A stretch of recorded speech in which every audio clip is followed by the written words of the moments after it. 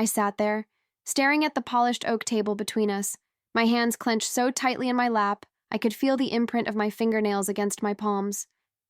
Across from me, Ryan, the new owner, lounged back in his chair like he owned the air we were breathing. Maybe he thought he did.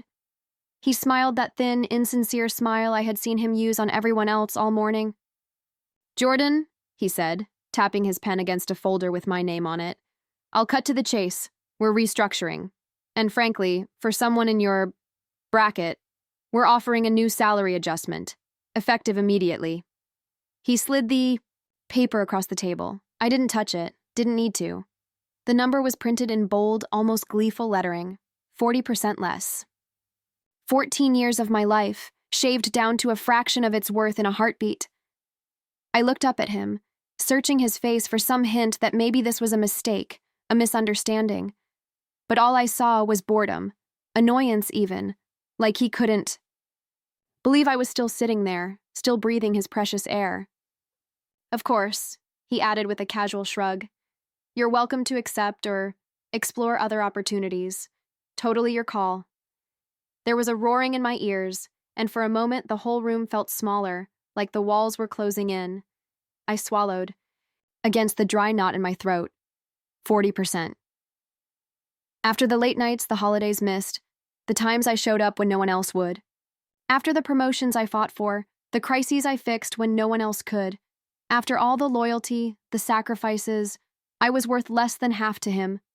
I let out a sound, part laugh, part exhale, so hollow it startled even me. Ryan's oiky eyes flickered, maybe wondering if I was about to lose it right there. I didn't. I just smiled, small and sharp. "Thanks for the opportunity," I said, voice steady even as the floor felt like it was tilting beneath me. He grinned, triumphant, like he'd won something. I stood up slowly, pressing my palms flat against the table to steady myself, and gathered the untouched contract. As I turned toward the door, I didn't bother looking back. Not yet, not here, but in the pit of my stomach, under the shock and the ache, something cold and certain had already started to form. This wasn't over. Not by a long shot.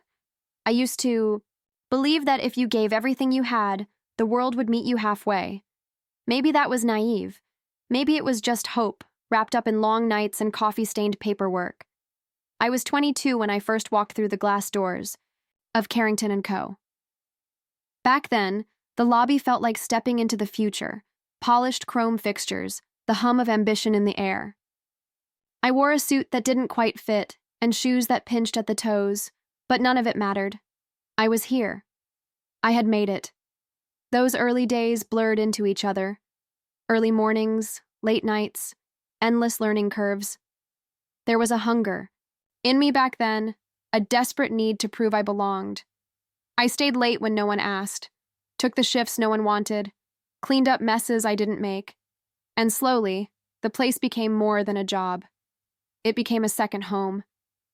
The co-workers who sat beside me on the graveyard shifts became friends, even family. There were birthdays celebrated in the break room with cheap cake and crooked streamers.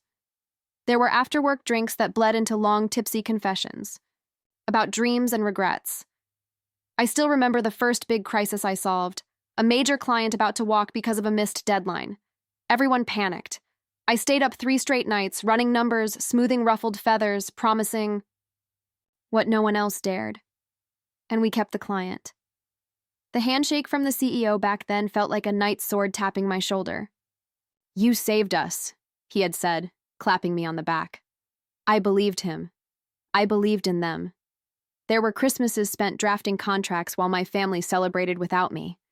Weekends spent mentoring new hires because no one else could be bothered. There was pride in it back then, pride in being the one they could always count on. I built my identity there, one all-nighter, one small victory at a time. 14 years. 14 years of building something I thought would last. It's funny, looking back, how easily you can confuse loyalty for love. How easily you can believe that the walls you help hold up will hold you in return. I didn't see it coming, the slow rot under the polished surface.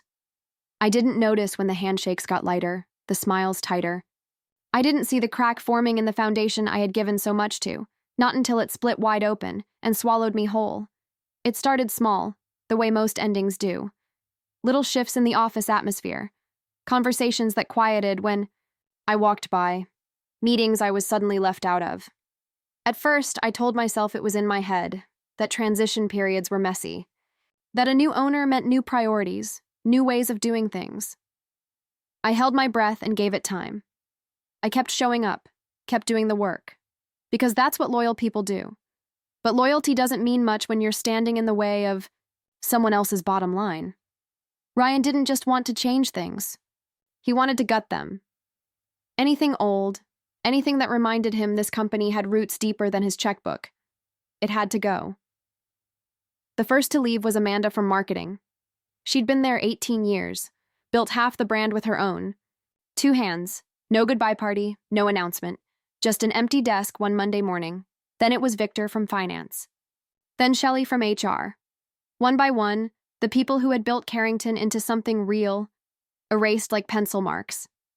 I sat at my desk, day after day, watching the slow execution of everything we had built. And still I held out hope. Until the meeting. Until Ryan sat across from me with that smug, indifferent smile and offered me the opportunity of a lifetime, work the same hours, carry the same responsibilities, for 60% of the salary I had earned through 14 years of sweat and sacrifice. "You're lucky we're keeping you on at all," he said, tapping his pen against the table. "A lot of people aren't getting that chance." The words hit harder than any layoff could have. Because this wasn't about budgets. It wasn't about merit. It was about disrespect, about power. It was a warning, wrapped in corporate jargon. A way to say, you are nothing. You are replaceable. Take the scraps or starve. I sat there, the contract heavy in my hands, feeling every choice I had ever made dragging behind me like chains. The late nights, the missed birthdays, the sacrifices no one remembered except me. Take it or leave it. Heard the words over and over as I walked back to my office, the hallway stretching out longer than it had ever been before.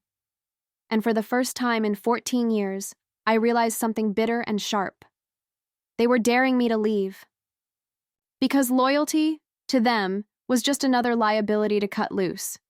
Packing up your life doesn't happen the way they show it in movies. There's no neat boxes, no montage of memories. It's messy, slow. It's 1,000 tiny heartbreaks, one after another. I stood in my office, the door shut behind me, staring at 14 years of my life scattered across shelves and drawers. Photos of project launches, handshakes with clients, the ugly little trophy they gave me for Employee of the Year 3 years back.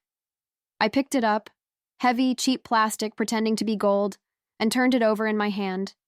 It caught the light for a second, then dulled. Just like everything else here, I started with the photos. It felt easier to dismantle the happy lies first. One by one, frames slipped into a cardboard box. Achievements reduced to clutter. Nobody came to say goodbye. No one lingered in the hallways, offering last-minute sympathy. The ones who were still left kept their heads down, pretending not to notice me slipping away like a ghost.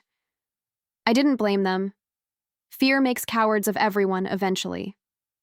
My phone buzzed once, a text from Kara in HR. "Best of luck, Jordan." No exclamation mark.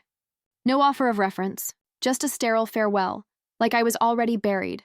I didn't reply. The drive home was worse. The city blurred past the window, familiar streets that now felt foreign, hostile. The silence inside the car was so loud I could hear my own heartbeat. Thought about pulling over, about screaming into the void just to fill the emptiness. Instead, I kept driving. Kept swallowing the knot in my throat, even as it grew heavier with every mile. When I got home, I dropped the box on the kitchen table and stood there, staring at it like it might explode. The walls of my apartment, once warm and full of life, pressed in on me. Too quiet, too still. I tried to sleep that night, but my mind wouldn't stop replaying it. Ryan's smirk, the contract sliding across the table. The way nobody looked me in the eye as I walked out.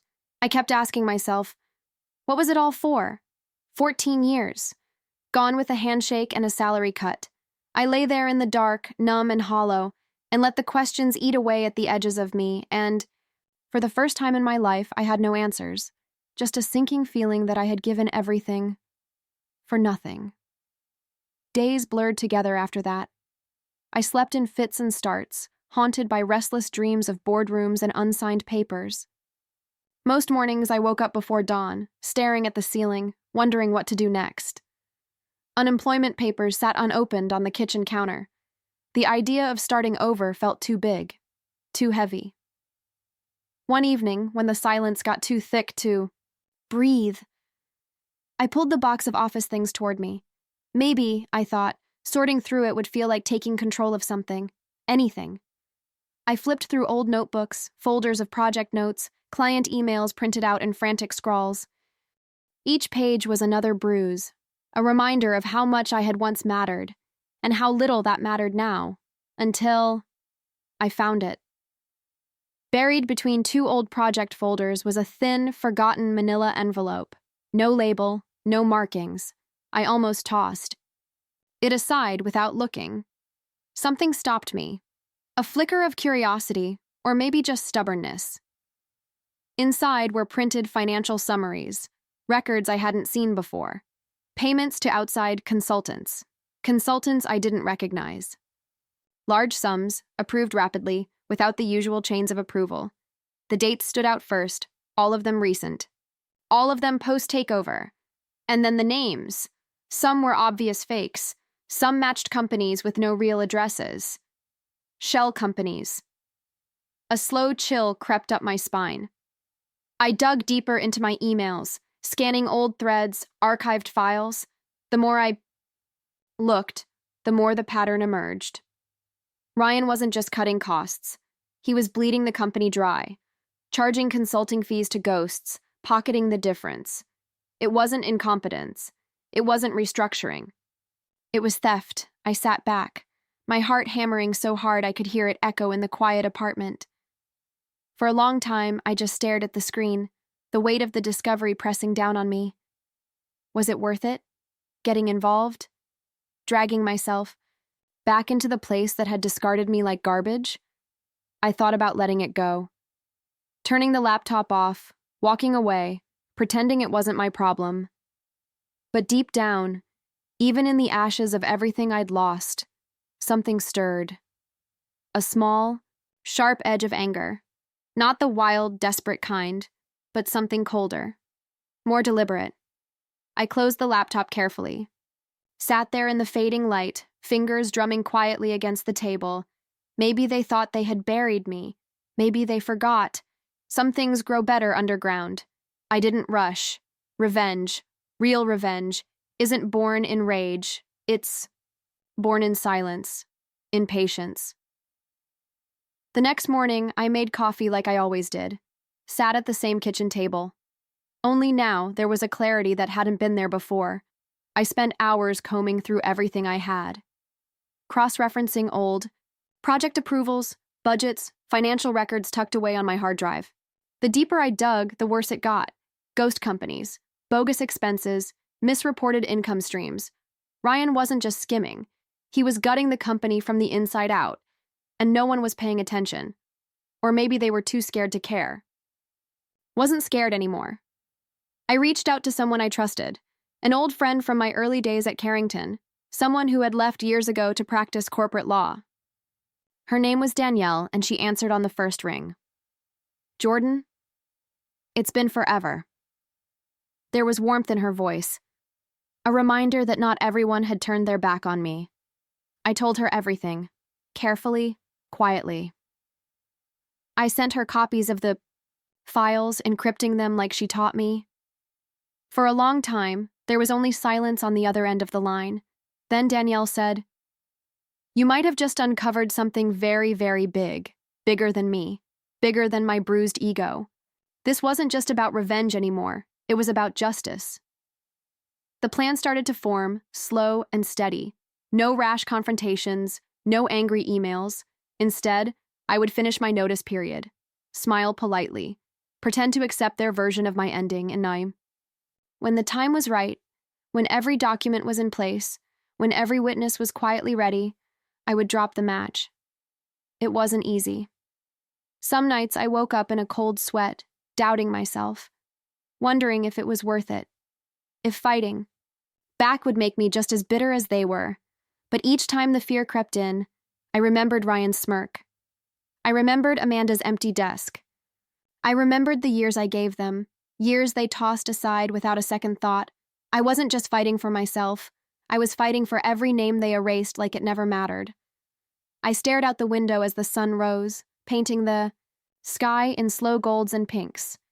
Let them think they had broken me. Let them believe I was just another casualty. I was about to remind them, some endings are only the beginning. Walking back into Carrington felt like stepping onto a battlefield. Only this time, I wasn't the soldier. I was the storm on the horizon. The receptionist barely looked up as I badged in. A few scattered glances followed me through the lobby.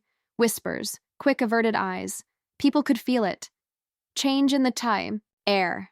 The kind that makes you hold your breath without knowing why. I moved through the hallways like a ghost. Past the cubicles where I'd once laughed, once belonged. The walls still carried the echo of a place I loved. Or maybe that was just in my head now. My office door creaked slightly as I pushed it open. Nothing had been touched since I left. A sad little act of corporate theater, pretending everything was fine. I set my bag down carefully. Took a moment to center myself. Breath in, breath out. Today wasn't about making scenes. It was about control.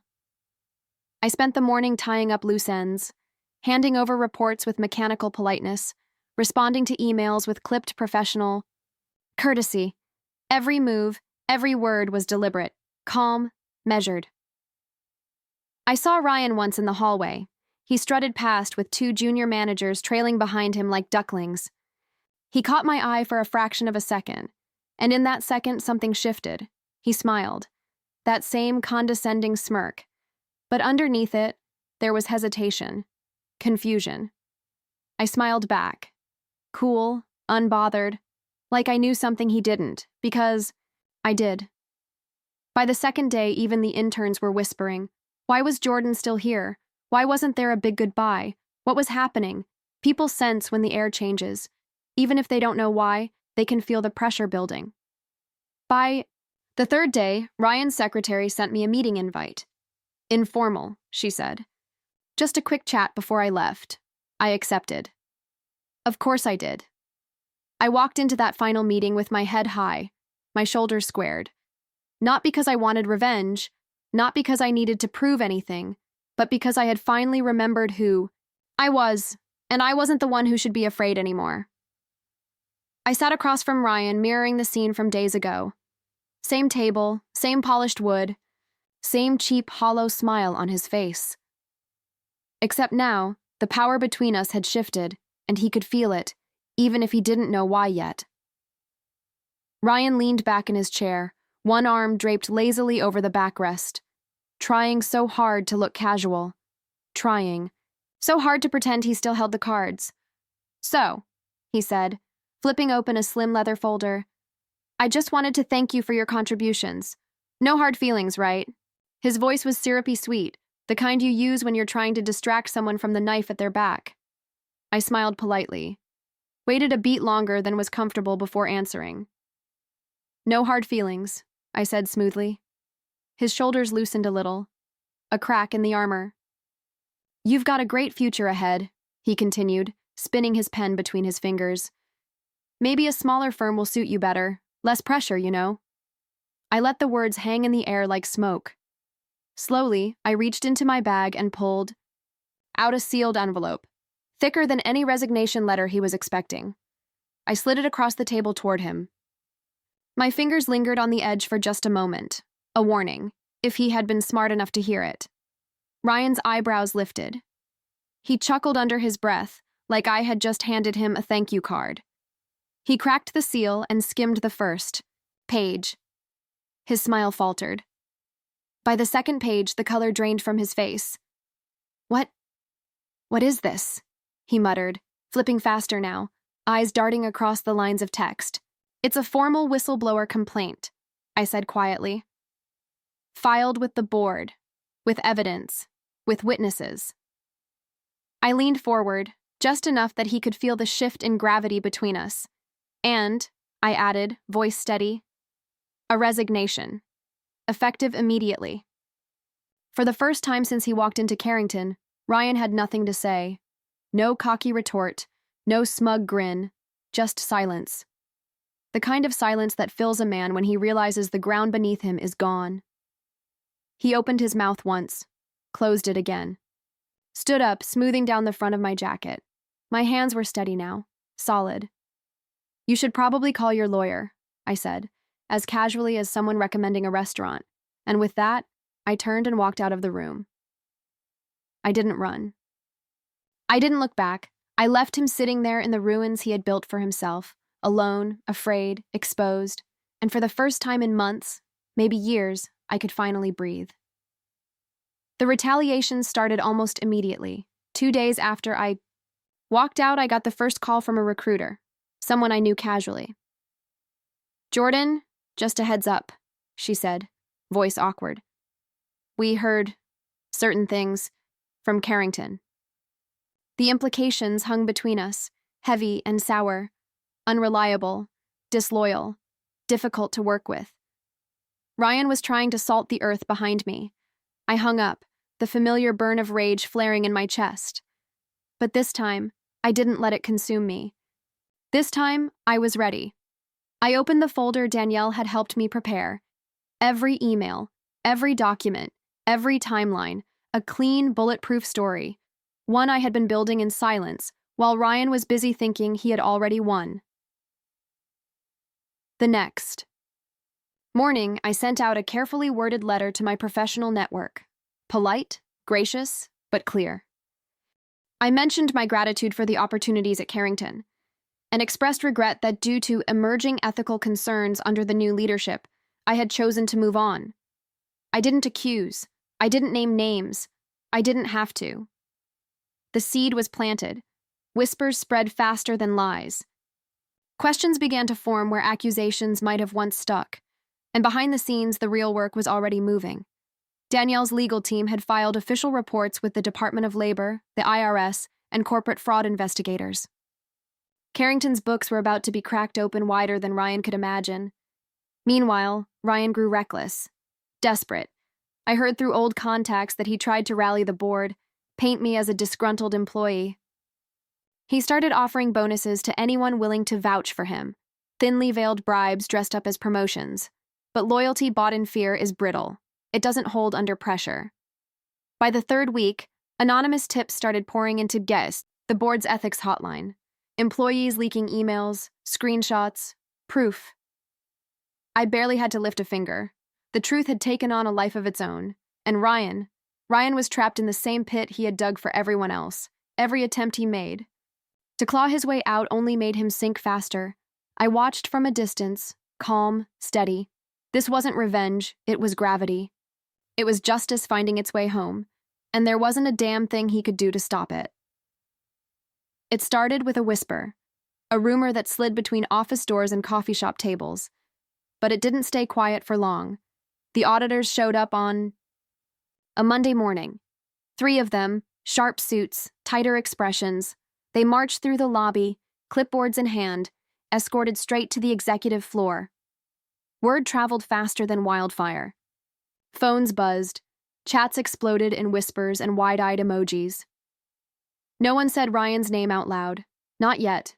But everyone knew.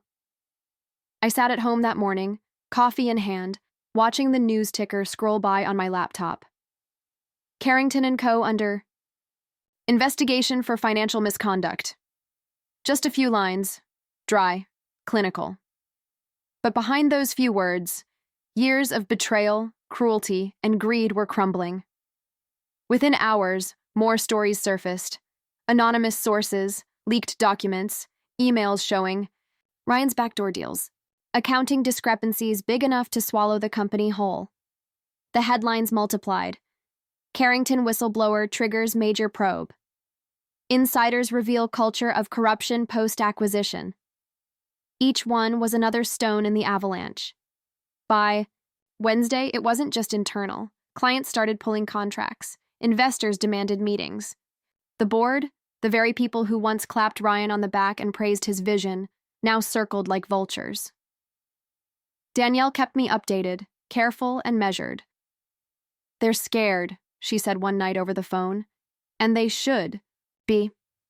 Photos leaked of Ryan leaving the building under a barrage of cameras. No smug smile this time, just a man drowning in a suit that no longer seemed to fit. I watched it unfold from a distance, safe, calm, detached. It wasn't joy I felt. Not really. It was something quieter, deeper. Vindication. The kind that seeps into your bones after you've been gaslit, discarded, written off. I thought of all the nights I had spent wondering if I mattered, all the mornings I had woken up doubting my worth. And here it was. Proof that I had never been the problem. They were. All along, it had been them. The machine they built on greed and arrogance was finally turning on itself. And I had simply handed it the first match. Sometimes, justice doesn't arrive like a hammer. Sometimes it's quieter, sharper, like a crack running up the side of a dam. Invisible at first, until the whole thing bursts. The final blow didn't come with a bang. It came quietly, like a candle snuffing out in a room full of smoke. Within a month, Carrington Co.'s was unrecognizable. Clients were gone. Investors pulled their money. The board, desperate to salvage what little reputation remained, forced Ryan out. Officially, it was a resignation to pursue new opportunities. Unofficially, it was exile. Reports surfaced days later. Pending lawsuits, federal investigations. The kind of words you can't scrub off a resume or a reputation. The company was put up for sale shortly after, bought for a fraction of what it had once been worth, stripped for parts by another conglomerate with sharper teeth, and Ryan disappeared.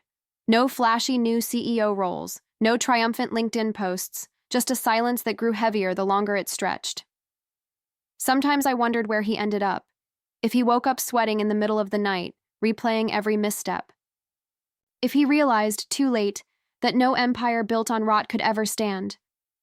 But most of the time, I didn't think about him at all. Justice had been served, not through vengeance or rage or screaming matches in boardrooms, but through truth, through patience, through refusing to stay silent when silence was all they counted on. It wasn't just Ryan who fell. The culture he built, the fear, the backstabbing, the cruelty, collapsed with him. 1,000 quiet acts of betrayal, finally answered with one act of courage. Mine. I didn't need to see him apologize. I didn't need him to suffer publicly. Watching the empire he stole burn to ash was enough. Justice, real justice, doesn't always come with applause or recognition. Sometimes it's just the simple, steady knowledge that you stood up when it mattered, that you told the truth when it was easier to stay quiet, that you chose yourself, your dignity, your integrity, when everyone else sold theirs for scraps. And in the end, that's what mattered. Not the company, not the title, not the paycheck. Me. The person I still was when everything false had fallen away. I closed the last article about Carrington with a quiet click, set my laptop aside, and stood by the window. Outside, the city hummed with life, unafraid, unbroken, and, for the first time in a long, long time, so was I. Life after Carrington didn't explode into something extraordinary. There were no overnight successes, no dramatic reinventions, just slow mornings, quiet coffee shops, breathing space. And for the first time in years, that was enough. I took a few months to figure things out, wandered down unfamiliar streets, sat in parks with nothing but a notebook and a pen. Let myself remember what it felt like to exist without proving anything to anyone. Eventually, opportunities found me, real ones. Smaller firms, startups, people who valued honesty over hustle. I chose carefully. Not just the paycheck, but the people, the culture, the promises made and kept. I said no more often. Walked away when respect wasn't part of the offer. Trusted myself to know better. I didn't build a new empire. I built a life. One where my worth wasn't tied to how many weekends I gave up or how many favors I did without thanks. One where loyalty meant something, because it was mutual, not weaponized. Sometimes I still thought about Carrington, passing mentions in business articles. Another merger, another rebrand, another desperate attempt to scrape value from hollowed bones. I felt nothing for them now. Not anger, not grief, just distance. Healing isn't loud, it's not fireworks and final speeches. It's waking up one morning and realizing you didn't think about them at all the night before. It's catching your own reflection and seeing strength instead of scars. It's peace. One sunny afternoon, sitting outside a small cafe with a secondhand laptop and a growing client list, I realized something. They hadn't taken anything from me. Not really, they tried. They stripped away the titles, the salary, the illusion of safety, but the core, the part that mattered, was never theirs to take.